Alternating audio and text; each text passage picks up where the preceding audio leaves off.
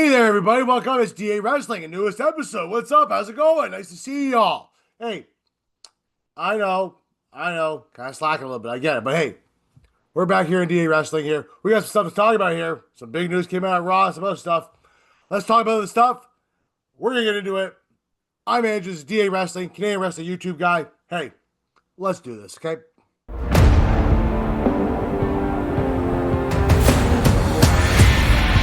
All right. On today's show, we're going to talk about, obviously, the big news on Raw, Naomi. What's going to happen to that title there? We're going to talk about the big match that was announced, too, also for Clash in Paris. We're also going to talk as well, another match that was announced as well. Two big matches, really, right? Talk about the Cena Lesnar stuff that's going on here, when that's going to happen. We're also going to talk Chris Jericho. I know, eh? And we're going to talk Danhausen. Before we get into all that, though, make sure you like, share, and subscribe down below. Small click for you, big click for us here at DA Wrestling. We appreciate it. We thank you very much. Have yourself a good one. Make sure you click on that subscribe button. Also, too, on the audio stuff, right, on Spotify, Podbean. That's where we are there. Follow us, DA Wrestling. Thank you very much. Anyway, let's get some of the big news here. Naomi has announced, they talked about the state of the women's title on Raw with Naomi. As some of you guys might have saw there, Naomi has announced she is pregnant. Actually, Jimmy Uso announced they were pregnant, which is great to see. Congratulations to Naomi. We kind of figured that was going to happen, considering she was not medically cleared to come here. Everyone speculated over the past week. I know we speculated last week in our video that it was possibly going to be that she was pregnant. Good for her. Congratulations. She made a little bit of a fun stuff on there too. Played into her character a little bit, right? You know, telling Adam Pearce I'm not going to link this title to you. Yeah, last time I did that, didn't turn out well. Anyway, she kind of played into her character a little bit. Had a good time. Said that Big Jim likes a lot of the Netflix and chill.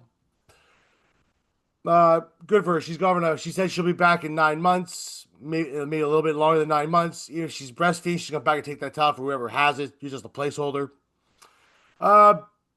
Listen, I know there's been talk about them. She's been wanting to have kids for a while with Jimmy. It's great news for them. Congratulations to Jimmy and Naomi. Congratulations. Yeah, you know what? Becky kind of trolled it a little bit, saying, "How irresponsible is this?" Becky did the same thing. So, and I know even Rikishi, who's the father of Jimmy Uso and his daughter-in-law, apparently said that they're a little irresponsible. We never would have done that back in the day. Well, you know what? Especially when they have a title. Well, you know what, man? In this day and age, too, it's been proven that you can do both. And you should be a little more, in my opinion, I think Rikishi should be a little more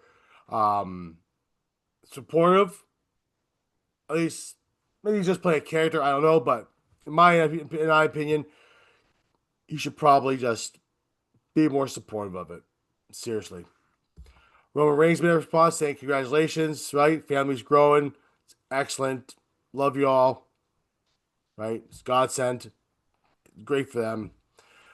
Nothing but happiness for everybody there. It's great here. See, congratulations to Naomi and Jimmy on the pregnancy. We'll see you in, I don't know, let's say 12 months to eat. Let's say 12 months. Probably best. Probably SummerSlam next year. No. It's not even 9 months yet. Let's say Royal Rumble of 2027. Sound fair? All right. Now, what's going to go on with the women's title? Now, obviously, it's been vacated by Naomi. For obvious reasons, we just talked about it. So, Stephanie McKeer is supposed to have a title match at Clash in Paris. Now, right now, currently, they're going to make a statement on Raw about that next week, coming up. Obviously, Stephanie McKeer is going to be in the title match. She has already earned that shot, so she will be in it. My guess is they might do a 3-way or a 4-way. With probably... Well, if it's a 3-way, I can see it being. You know what? If it's a 3-way, I can see it being Io and Rhea. But I'll tell you what I saw too on Raw. I wouldn't be surprised it might be a 4-way, right? With Asuka, Rhea, as well as Io versus Bakir for the title and a fatal four way for the title. Maybe even maybe even a ladder match. Uh, there has been talk though too that they're very high on Raquel Rodriguez and her work that she's done the past little bit. They might be looking to put the title maybe on her. So, and you can have a story with that too, because then all of a sudden Liv Morgan might come back, right? When she comes back. So I mean, there's a lot there you could do here. I wouldn't be surprised if maybe they do something like a ladder, something maybe, or a title on a ladder or a fatal four way or something. It wouldn't surprise me one bit. Obviously, Fakir, I think, will be in it. The question is, who will she be facing? I gave you already a list of four people. I could see the Oscar being in there. I could see Ripley being in there because Rhea Ripley, let's be honest, is huge. Right? Sky's one of the other biggest names in the wrestling right now. I can see Raquel being there. It makes a lot of sense. She's done a lot of good work. So we will see what goes on with that. We'll keep you posted. Obviously, that looks great for Naomi. As far as the title goes, I still think Vakir's going to take it, but if the rumors are true that they're really high on Raquel Rodriguez, there's a good possibility that Raquel Rodriguez does win that title, and maybe they don't put it on Stephanie right away. So we'll see what goes on there. More to come on that. Now, Raw had a couple of matches announced there for Clash in Paris, right? One of the matches, thank goodness they're getting a lot of time for this one. It's gonna be a Donnybrook match. It's Sheamus versus Rusev. Good choice, by the way, folks. Very good choice, right? The Donnybrook match. Looking forward to that one. I think that's gonna be hard to say who's gonna win that. It really is. It's hard to say who's gonna win that one. I don't want to make any predictions yet for it because who knows. But I'm looking forward to that. Another match was announced was Roman Reigns challenged Bronson Reed, which was accepted. So you have Roman Reigns versus Bronson Reed in a singles match. Now, I know a lot of people out there were sitting there going, well, Roman Reigns is on the card, his face on the poster. Look, those posters are made like months in advance. Okay? So, it's a good possibility that you just put up on the poster. It doesn't always have to be on the mat thing, right? I mean, maybe. Like, but who cares? We got Roman Reigns now versus Bronson Reed. You know, I guess you want to call it Ulafala versus the Shuafala. What do you want to call it? Right?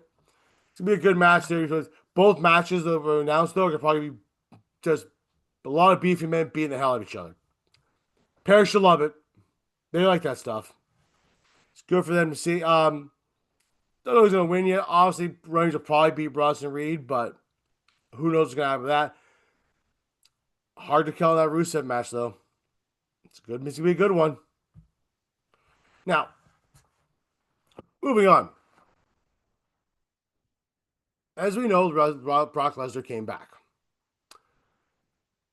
And we know that John Cena is set to face Lesnar at some point. Now, rumor is that September 20th, which is, I think there's a premium live event that night.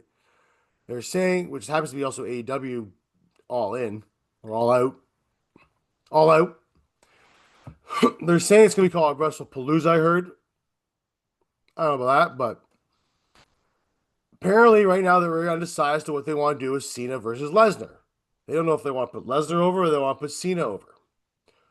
Personally, in my opinion, unless you're going to have Brock retire Cena at the end of the year,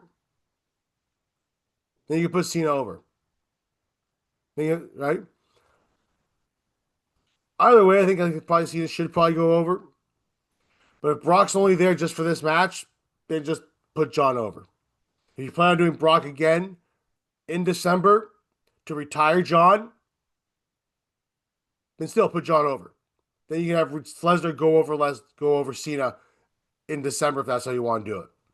Right? John has said one of his greatest rivals is Brock Lesnar. Makes sense. They've been up and down together on the road. Obviously, OVW comes to mind. Right? Early Lesnar's career when John was the Doctor of Thugonomics. Right? To when Lesnar came back. And that fateful night on Raw after he lost The Rock. Same thing happened again. So, either way, I think John should go over. Right? As I said, if you're going to put John over, put him over now. If you're going to have Lesnar retire him, then put Lesnar over in December. Other than that, who do you guys think is going to be the one that retires John? Is it going to be Lesnar? Or are they going to bring back Cody to another match with Cody? Or will it be Reigns? I'm kind of partial to Reigns retiring. You know, I think Reigns retiring John would make the most sense, right? There's no reason for really. I mean, like I said, Brock or Reigns would make the most sense to me to retire John. I mean, tell me if I'm wrong. Comment down below if I'm wrong. Tell me in the comments. Am I wrong? Am I stupid for that? Also, tell me what you guys think of Naomi's pregnancy. Tell me what you guys think of all the matches I just mentioned to you. Hey, who knows? Moving on. We're going to talk Chris Jericho for a second here. Yeah. Don't talk about him a lot, do we? Now, Chris Jericho has not been on AEW TV since Dynasty. Okay? When he blamed Big Bill and the other guy for losing to who we lost to. Can't remember now. Anyway, Chris's contract apparently is up in December at the end of the year. Now, apparently, there has been mutual interest from WWE and Chris Jericho to come back to WWE for one last run. Right? Almost like a retirement thing. Maybe, I don't know. So is it possible that Chris Jericho is going to leave AEW? He's done all he can in AEW, to be honest with you. There's nothing worth doing in AEW right now for Chris Jericho. It makes a lot of sense for Chris to go back to WWE and retire there. I know we're talking, this might be a thing now, right? Guys doing like retirement tours. Like AJ's talking about retirement next year too. You can always do AJ versus Jericho, want to. So there's a lot of things you can do. So, okay, is it possible we're going to see Chris Jericho at the Rumble? Absolutely, it is. If his contract's up, he doesn't re-sign with AEW. It's a huge possibility that Chris Jericho will be signing with WWE for one last run, and that'll be it. Would you like to see Chris Jericho back? I think some people might be happy to see Chris Jericho back. I wouldn't mind it, right? I think they would use him sparingly, more like an attraction, kind of like a Brock thing right now. I don't think it'd be a full-time thing. Obviously, he has the Fozzy stuff going on, and WWE's been really good about that for them. So I can see Chris Jericho coming back to WWE. I really can. All right, and last thing we want to talk about. We're not Danhausen. Now, I don't ever mention Danhausen on here after all, really. Danhausen is, the man, he's almost like an evil clown, maybe you want to call him that, like an evil demon kind of thing. And he likes to curse people and has teeth. Right? He collects teeth. That's his character. Very comedic kind of guy. If you ever watch the show on YouTube, it's kind of funny. It's pretty funny, actually. So Danhausen's contract was set to expire in July. It has apparently been extended due to injury time. Now, it's not uncommon for companies to do this. WWE's done it numerous times. AEW is now starting to do it slowly. Now it feels that they're doing. Now I know a lot of people out there were crapping on WWE when they did this stuff, right? And they shouldn't be crapping on WWE because AEW now does it too, right? Now, my opinion on it though is that look, injuries happen, fair, but if a guy's contract's up and you're not doing anything with Danhausen, which you're not, you've been paying him to stay home, then release him. Who cares if he goes to the competition? It goes the same for WWE. Who cares if he goes to AEW, TNA, New Japan? Who cares?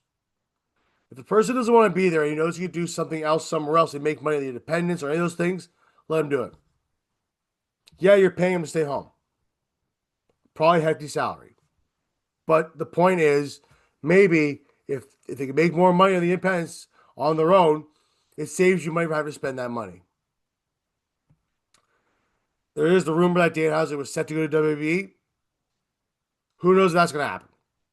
Right? I don't know if that's really on the WWE's radar. If anything, he'd be NXT. I don't see main roster at all. NXT for sure, probably. But other than that, let the guy go. If he doesn't want to be there, let him go. Seriously. I'm telling you, retail, do it. Let him go. If he goes to NXT, tough. Goes to New Japan, great. Goes to TNA, cool. You don't do anything with the guy, just do him. Let him go. It's my opinion on the matter. Anyway, guys, that's it for the show today. Thank you very much for watching. Thank you very much for listening. We appreciate it. Make sure you like, share, subscribe on YouTube, Spotify, Podbean. Follow us on X at DA Wrestling. Also on TikTok at DA Sports. We appreciate you very much. Have a good one, guys. That's it for me. Canadian YouTube guy, wrestling agent guy, DA Wrestling. Thanks a lot, guys. Have a good one.